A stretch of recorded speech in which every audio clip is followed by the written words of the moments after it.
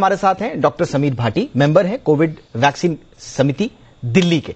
Doctor Bhati, आपका भी बहुत बहुत स्वागत है। देखिए, जिस तरह से मैं बात करता हूं, जब भी कोई अवेयरनेस की बात होती है, वैक्सीनेशन ड्राइव के अंदर जिस तरह के अभी फिलहाल जो चैलेंजेस आ रहे थे करंटली, उसके अंदर ज्यादातर क्वेश्चन होते हैं कि किसी को, जैसे कोई भी हेल्थ केयर वर्कर है, डॉक्टर है, फर्स्ट वैक्सीन के बाद वो पॉजिटिव आ गए, तो उसके बाद एकदम से उसके ऊपर क्वेश्चन होते हैं कि फर्स्ट वैक्सीन के बाद तो एंटीबॉडीज नहीं डेवलप हुई है आपकी, आप पूरी तरह से सुरक्षित नहीं है, तो पॉजिटिव हो सकते हैं, इन्फेक्शन तो हो ही सकता है।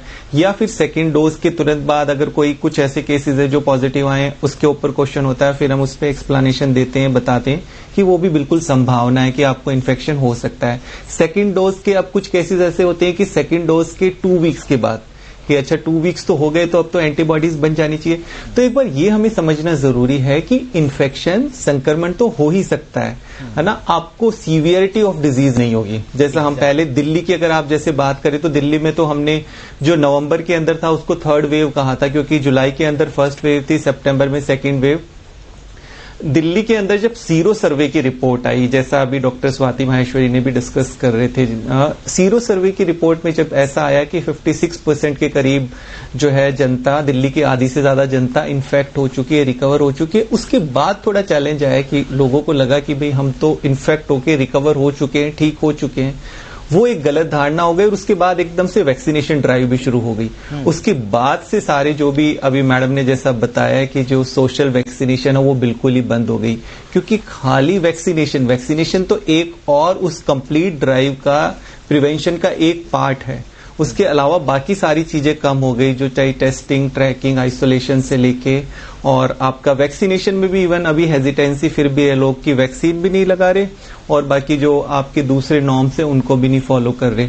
तो उसको लेके काफी हद तक चैलेंज आया। और दिल्ली की अगर हम बात करें तो दिल्ली में तो काफी ट्रैवलिंग तो होती है बाकी स्टेट से भी, और पिछली बार भी हमने देखा जिस तरह से कि हर एक स्टेट के अंदर डिफरेंट समय में पीक आई थी, तो उसको हमें समझना बहुत जरूरी है। और एक आप इस चीज पे भी मैं आपको ध्यान खिंचवाना चाहूंगा कि पुणे का भी अगर हम सीरो सर्वे देखें, तो पुणे के अंदर भी सीरो सर्वे की कुछ इसी तरह की रिपोर्ट थी जिसमें 50% से ज्यादा सीरो पॉजिटिविटी आई थी, और अभी पुणे के अंदर काफी ज्यादा एक्टिव केसेस। यानी कि कहने का मतलब तो यही है कि आप सामने आना है। बिल्कुल, कहने का मतलब यही है कि आम लोगों के मन में जो धारणा है कि हमारी बॉडी में एंटीबॉडीज हैं, एंटीबॉडीज जब तक हैं आपको इन्फेक्शन नहीं होगा, तो इसको आप बदल दीजिए। दूसरी लहर बहुत सारे सबक लेकर आ रही है। डॉक्टर भाटी, एक सवाल और था, अगर किसी को फर्स्ट डोज लेने के बाद माना इन्फेक्शन हो जाता है, तो ये फर्स्ट डोज क्या आगे उसके काम आएगी? उसको दोबारा से कोर्स शुरू करना पड़ेगा डोज का, या वो सेकेंड डोज लेने के बाद पहली डोज उसके काम आएगी या नहीं आएगी? ये बड़ा कंफ्यूजन है।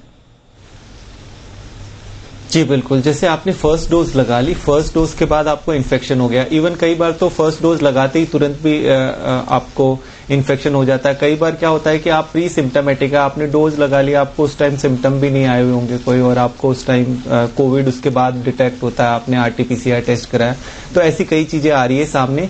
इसमें सबसे ज्यादा जरूरी है कि जब अगर इन्फेक्शन हो गया तो पहले आपको पूरी तरह से अपने आप को ठीक करना है, आप ठीक हो जाए, 4 वीक्स तक एटलीस्ट आपको वेट करना है। उसके बाद आपको सेकेंड पहले बूस्टर डोज ही लगानी है, और उसके बाद एक सिंपल सा, अगर पॉसिबल है तो अपना वो एंटीबॉडी टेस्ट करा सकते हैं। एंटीबॉडी टेस्ट कराने में ये पता लग जाएगा कि हमारी कितनी इम्यूनिटी डेवलप हुई है। तो फिलहाल दोबारा दोनों डोज को रिपीट नहीं करना, सेकेंड वाली जो बूस्टर डोज है वही आप पोस्ट जो है कोरोना आप लगा सकते हैं। ओके।